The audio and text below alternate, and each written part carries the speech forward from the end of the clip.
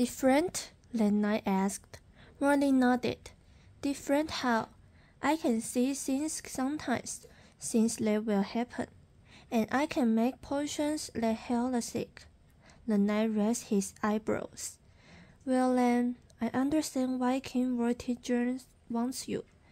A king needs someone with you. Talents.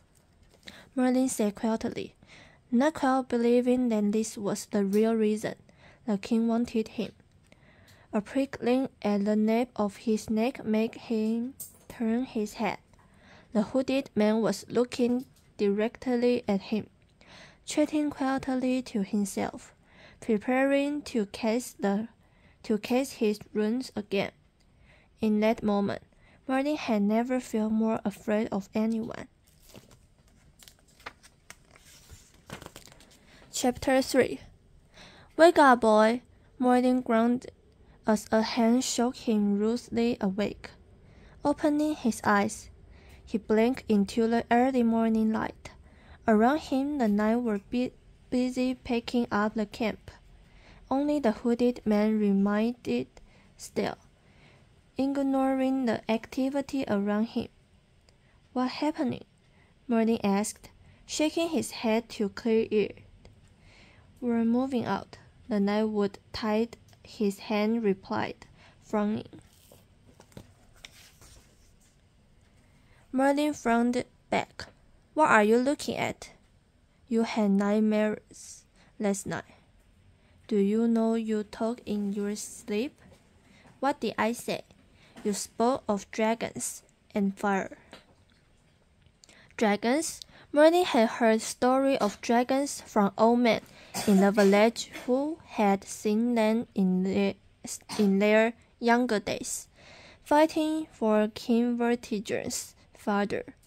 They hadn't been seen in years, but if Martin had seen them in his dreams, then maybe. He glanced at the knight, wondering if he had heard tales too. Before he could ask, the knight was pulling Martin to his feet. Come, we need to be ready to leave soon. Guiding him toward some trees, he added, You can relieve yourself over there. Martin looked around, a plan already forming in his mind. Are you going to untie me? He asked. Sighing, the knight pulled out his dagger, easily slicing through the rope. Free at last, Martin took a few steps forward before he sprinted into the tree, easily dodging low-hanging branches and leaping over trees' roots. His heart pounded as he heard shouts erupt behind him, and the knight began to give chase. Without looking back, Martin sprang out. Then suddenly he froze, suspended in mid-run above the ground. You cannot escape me, Martin, the hooded man announced, stepping out from behind a tree just ahead. Martin could feel the manpower squeezing him, holding him in place. What are you doing to me?